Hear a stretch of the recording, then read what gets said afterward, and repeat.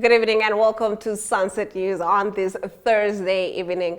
As always, we bring you news, community stories, economics, weather, sports, and so much more. I am Glenora Shipura. Starting us off in the news tonight, Member of Parliament Ina Hengari has warned that Windhoek's housing shortage, now standing at 300,000 units and requiring $76 billion to address, is directly driving rental prices to unaffordable levels. According to Hengari, the average monthly rent for a two-bedroom unit in the capital surged to $7,348 in 2024, reflecting a 14.7% increase, while inflation lags at 5.1%. Critics believe property developers and landlords are capitalizing on the limited housing supply, while the majority of Namibians are increasingly priced out of decent accommodation.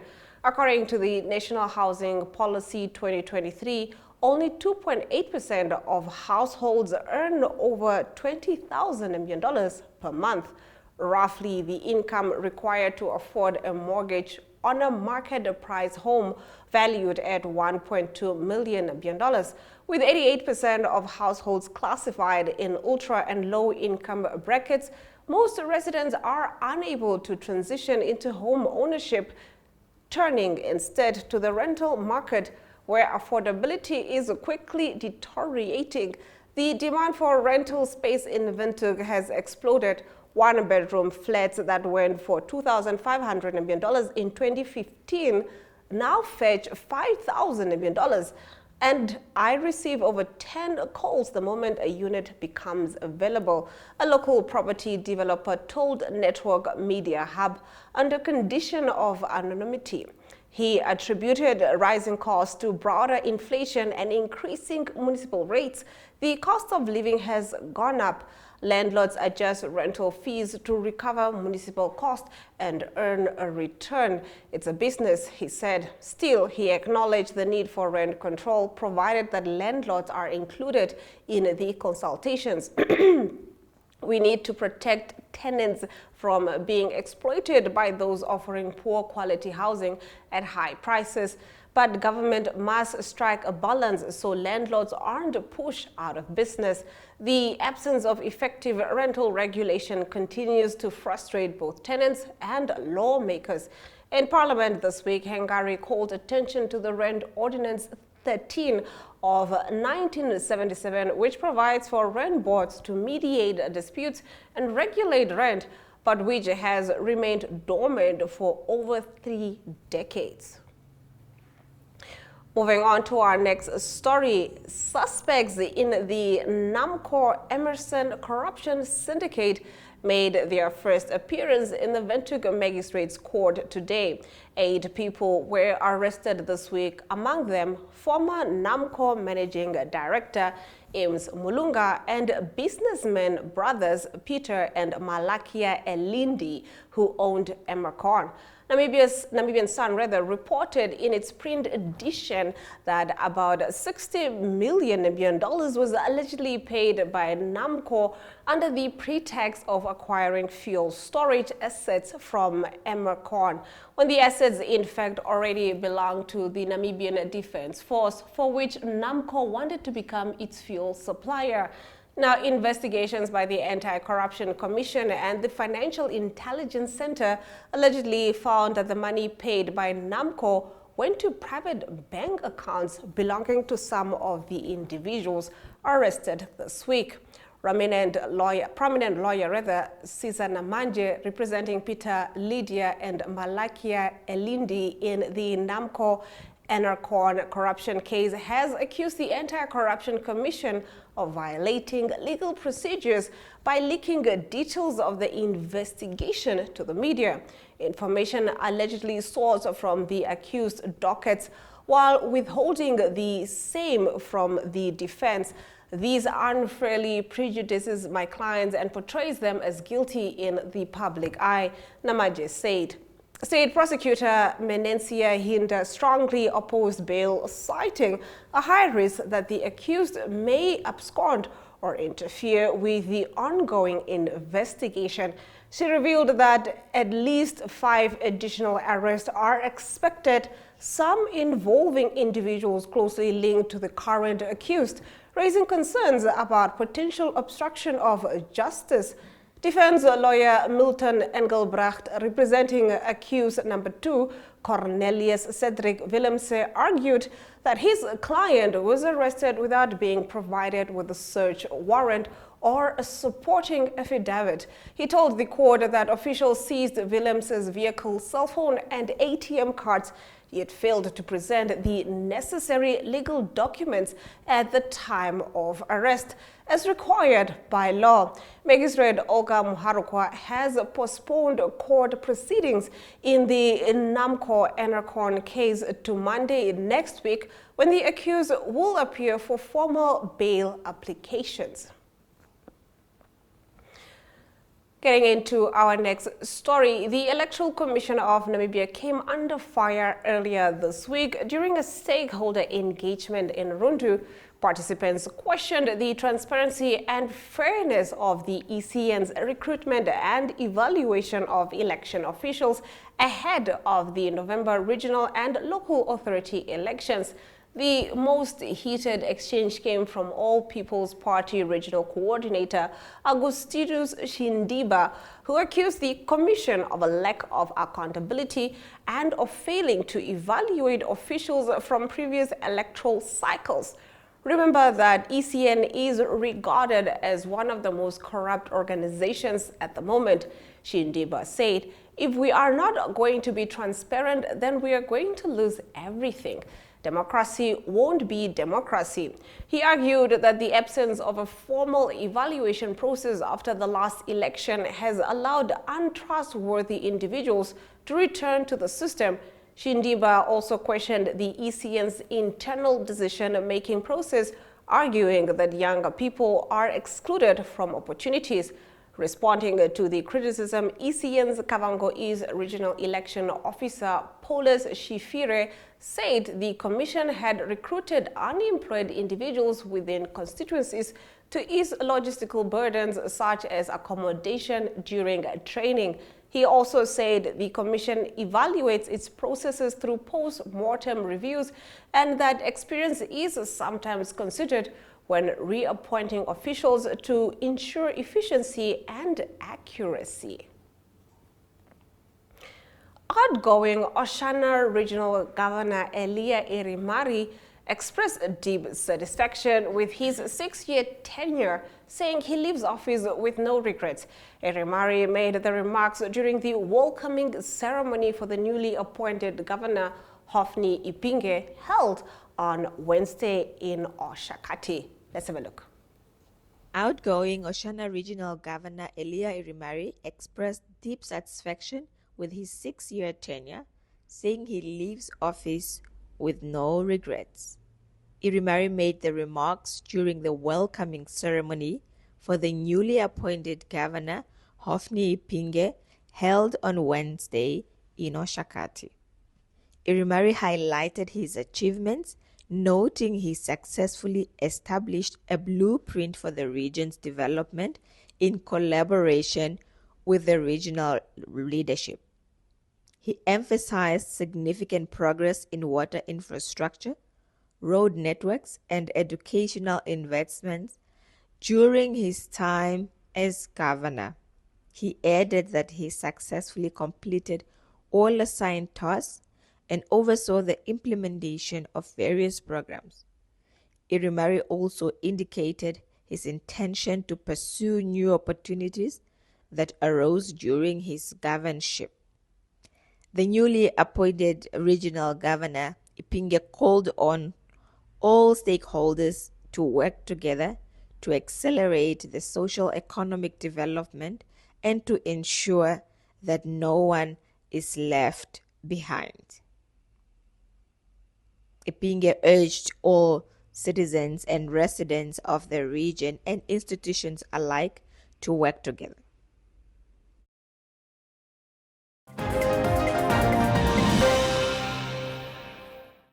That concludes the top stories. Up next, Community Talk. But first, a quick ad break.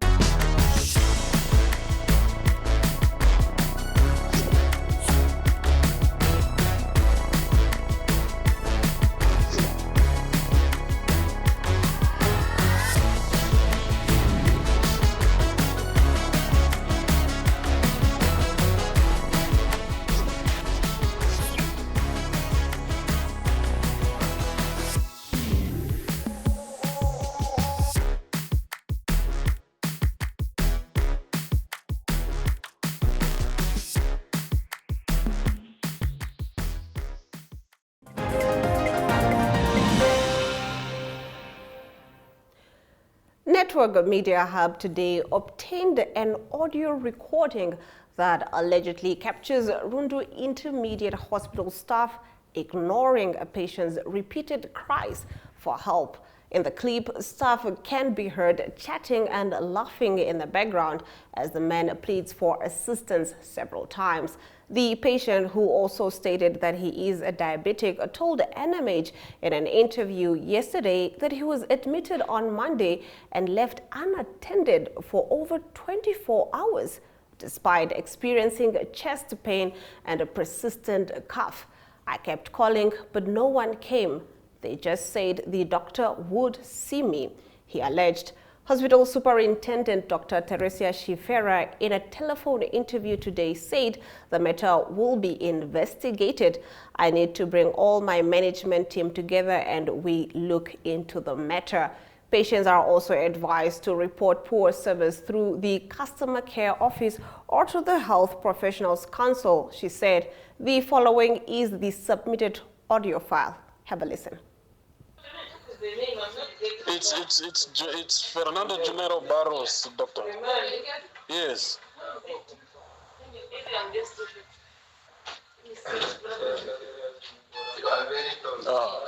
No, I'm just suffering with pain like this, doctor. They are not giving you anything. They are not helping. Huh? They won't give you anything. But I've been complaining of the flu and the coffee here. She was also here. There she is. They are not calling you. I was going to start doing those things. Are you serious? Yes. Doctor, she was also. I also spoke to her, doctor. You know what happened? I was very confused. You know what happened? You know that clip of absence? I had to write in the passport and then also in the file. You know what time I left? I left 7 o'clock. Even if it's just No, but doctor, you guys were here. I was calling you guys. they call me out. Let me extra Jesus. because this I like this your jacket. Oh. But you guys were here. You are wearing it. I must be wearing yours. Doctors, all the doctors. Oh God. Also, They're going to kill us.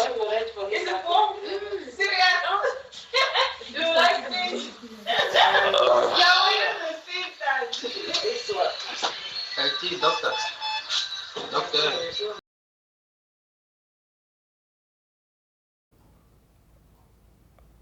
That concludes the community talk. Up next, we will be taking a look at economic news. To stay tuned for that.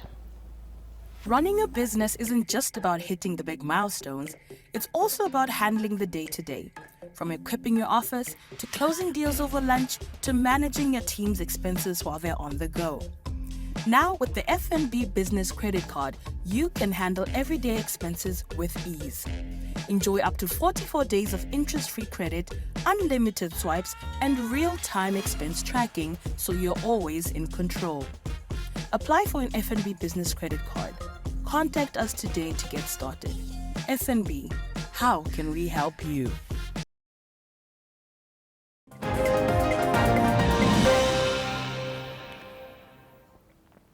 Starting us off in the economic news, illegal cross-border smuggling through ungazetted entry points along the Zambezi and Angola borders has cost the state more than $2.8 million in lost revenue this year alone. A Namibia Revenue Agency report shared with Network Media Hub this week has revealed the report paints a grim picture of persistent smuggling activity with intercepted goods at the Namibia-Zambia border, amounting to $1.84 million in lost duties and taxes in 2024, while seizures along the Angola border tallied over $1.03 million despite ongoing enforcement.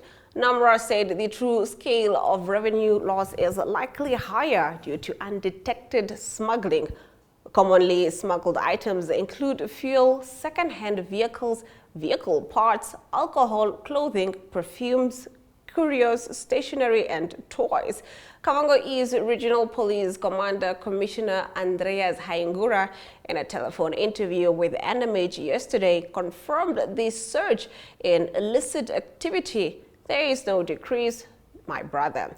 This thing is just increasing daily, Haingura said. He listed smuggled items such as macaroni, spaghetti, whiskey sachets, cigarettes, sandals, and second-hand clothes as among the most frequent. Fuel is also coming through our ungazetted points, he added. We will be right back after this short break. Running a business isn't just about hitting the big milestones, it's also about handling the day-to-day. From equipping your office, to closing deals over lunch, to managing your team's expenses while they're on the go. Now, with the FNB Business Credit Card, you can handle everyday expenses with ease. Enjoy up to 44 days of interest-free credit, unlimited swipes, and real-time expense tracking, so you're always in control. Apply for an FNB Business Credit Card. Contact us today to get started. FNB, how can we help you?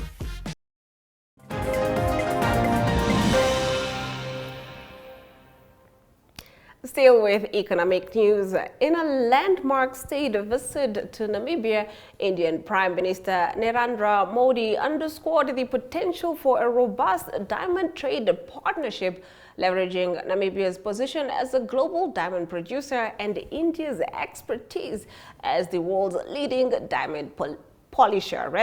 Now, speaking at State House in Windhoek, Modi outlined a vision for deepened economic ties as both nations aim to expand cooperation in critical sectors such as green energy, mining, and technology. Modi made the remarks following a one-day state visit to Namibia after concluding his trip to Rio de Janeiro, Brazil. Addressing President Thumbo Nandi Ndaitwah and government ministers during the conferment of the Order of the Most Ancient Welwitschia Mirabilis, Modi highlighted that India had grown to become one of the largest diamond polishers. Namibia is one of the world's largest diamond producers, and India has the largest diamond polishing industry. That too in my home state of Gujarat. I am confident that in the future, our partnership will shine just as brightly as these diamonds, Modi said at State House. On her part, Nandi Ndaitwah said the visit was crucial in ensuring that several agreements between Namibia and India would be concluded. This visit marks the culmination of numerous key agreements aimed at facilitating partnership and collaboration in sectors such as health, agriculture, cybersecurity, culture, digital transformation, geology, energy, and more. India remains one of Namibia's largest trading partners, and as such, trade and investment cooperation remains central to the bilateral agenda. Up next is the financial indicators.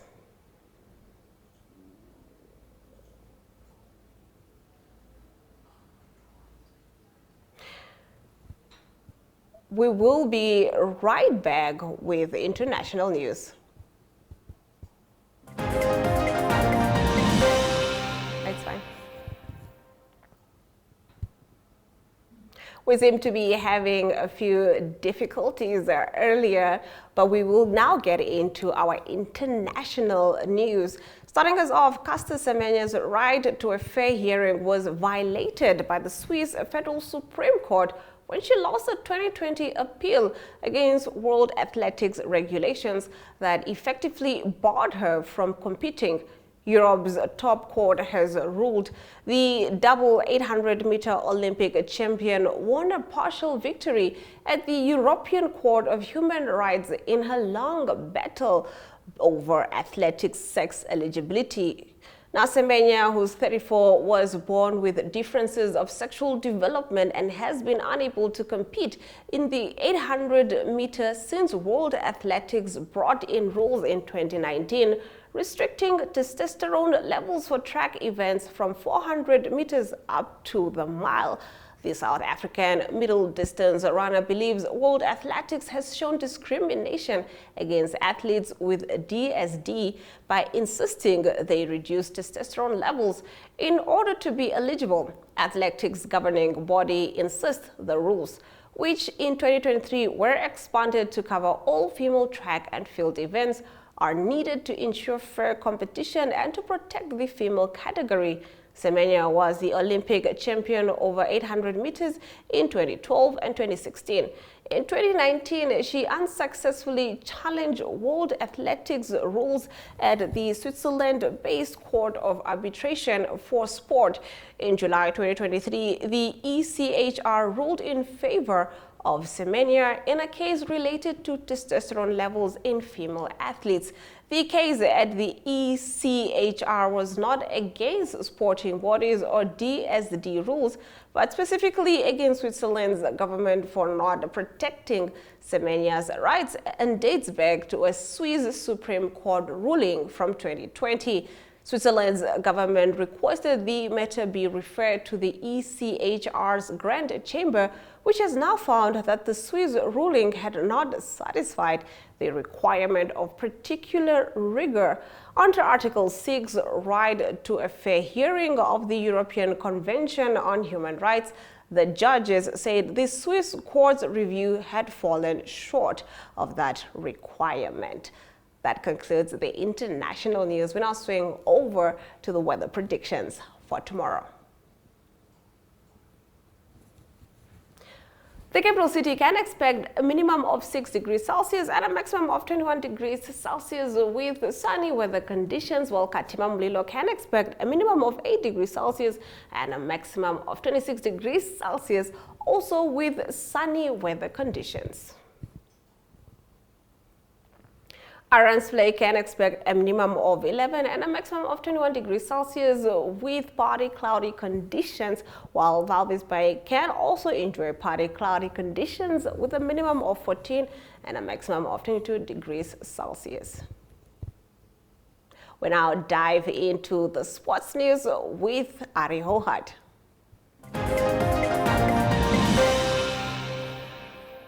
Good day everyone, time for international sports news, and starting off with soccer news first. It is from the Club World Cup in the United States, a big matchup, two of Europe's strongest teams. It was PSG, Paris Saint-Germain, that had the easy win against Real Madrid. That was in the semi-final of this competition, beating Real Madrid by 4-0. And after 24 minutes, they were already up 3-0 and then scored again with 3 minutes to go on the clock. And now it is PSG that will play against Chelsea in the final, and that final is on Sunday.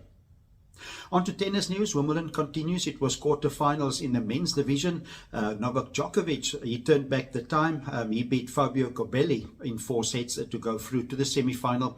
But he's going to have a tough semi-final. He's going to play against the number 1 seed, and that is Jannik Sinner. Jannik Sinner got the better of American Ben Shelton by 7-6, 6-4 and 6-4 to advance. In the women's side of the draw, it was number 7 seed that's out of the tournament, number 7 seed Mira Andreeva. She lost to Belinda Bencic in 2 sets, so she's out of the tournament. On to rugby news. The British and Irish Lions had a midweek game. It was their strongest team, seems like their strongest team leading up to the first test on the 19th of July. But they had a tough day. They played against the Brumbies. They did win with 36 points to 24, but they didn't have a convincing game. And it is this Saturday they play again, and they will play against a combined team from New Zealand and Australia. News from the camp of the British and Irish Lions is that Blair Kinghorn is injured. He's the fullback. He came off the field, so it's uncertain how serious his injury is. Closing off today's international sports news with cycling news. It is a Tour de France that continue. It was a time trial. It was stage 5. It was Remco Evenepoel that won the time trial in 36 minutes and 42 seconds. And it was Tadej Pogačar that is just behind him. He was in second position, 42 seconds behind Evenepoel. But it is now Tadej Pogačar that took over the yellow jersey. It was the previous holder of the yellow jersey, Mathieu van der Poel, that battled in the time trial. So at the moment Tadej Pogačar is leading the Tour de France, and he is 16 seconds ahead of Remco Evenepoel. So that is international sports news for today. I hope you have a great sport day, and we talk international sport again tomorrow. Goodbye.